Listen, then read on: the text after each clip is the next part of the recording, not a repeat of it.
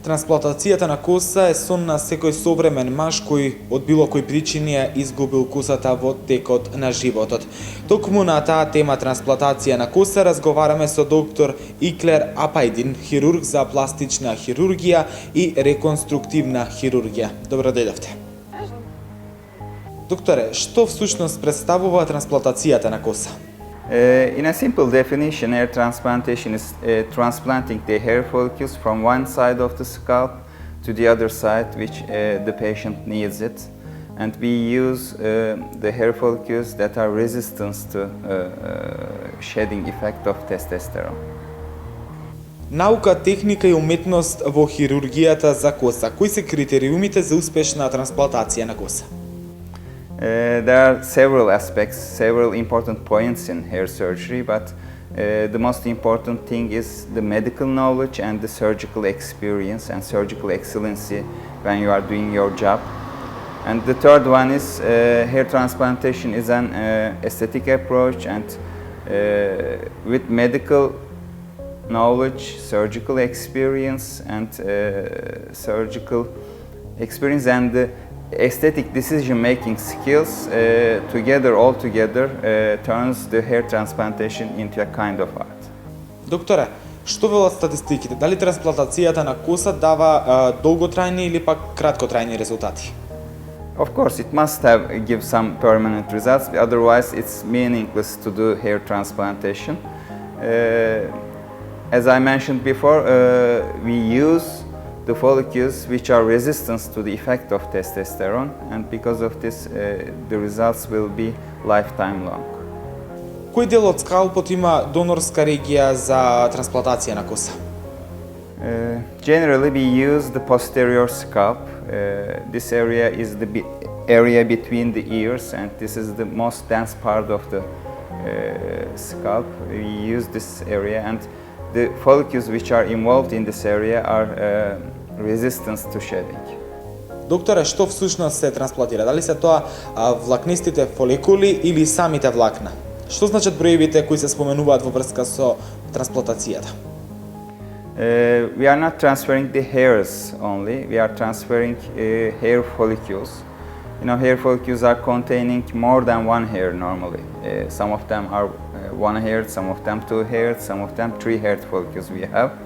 And we always transfer not the hairs, always transfer the hair follicles. When we say to the patient that we will do 3,000 grafts for you, it means actually 6,000 to 8,000 hairs, because follicles are not containing one hair. Со кој метод се вадат влакнистите фоликули всушност наменети за трансплантација на коса? There are two main operation types in hair transplantation. One is we call it the newest one. The other is patients are calling the oldest one. The newest one is FUE method. We are extracting the grafts one by one from the posterior scalp and then transferring again one by one. This method has some advantages because we use the donor area very effectively. The result will be natural and post-op period will be very comfortable for the patient. The other method is FUT method. We extract a strip from the posterior scalp and suture it, and it leaves a permanent scar for the patient. And because of this permanent scar, patient generally doesn't want this type of operation, but sometimes we have to use it. Кој всушност представува кандидат за трансплантација? Actually, everyone who has enough donor side and good realistic expectations are eligible for this surgery. Of course, they must have some shedding, beginning from a minimal shedding to a very wide one. But if the expectations is realistic and the thing that we can give to the patient matches with their expectation, they will be very happy with the result and their operation. Верувам дека после трансплантацијата иде рехабилитација. Како се спроведува тоа? Recovery, we can say 10 days for the patient, but they are going their routine life immediately after the operation. They can do whatever they want, but for the next 10 days there will be some small hemorrhagic dots, small scabs on the scalp, but it will gradually decrease, and after 10 days they will go to their normal appearance and no one can understand that they have hair transplantation. Значи, зборуваме дека ја оперираме косата, засадуваме коса и после тоа што се случува? После колку време, да речеме, резултатот е евидентен? There is a silent period after the operation. It's 3 months. In this 3 months, people don't see any change. But beginning from the 3 months, increase will begin. 30% of the grafts will be seen at the 3rd month, and 100% will be seen at the end of 1 year.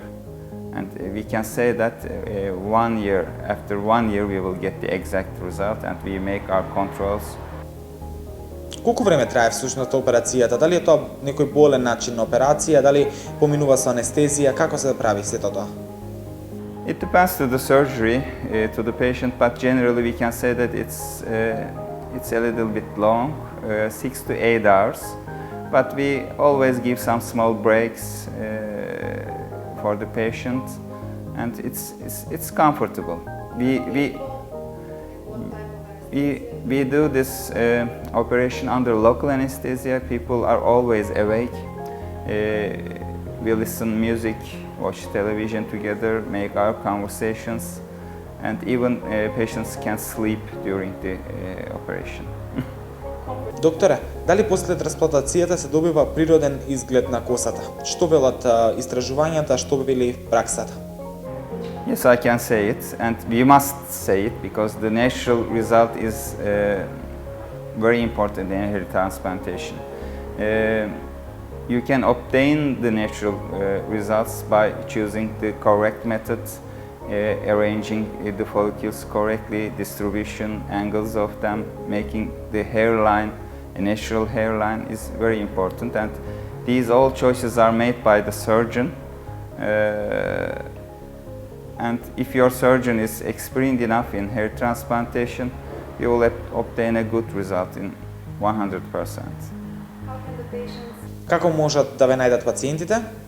On internet, our website, and you know, in Macedonia there is a hair clinic. They can reach the hair clinic, and we are working together here with hair clinic. Докторе, ви благодарам. Ова беше доктор Илкер Ападин, со кого разговаравме за трансплантацијата за коса. Се надевам дека овие информации ќе ви помогнат.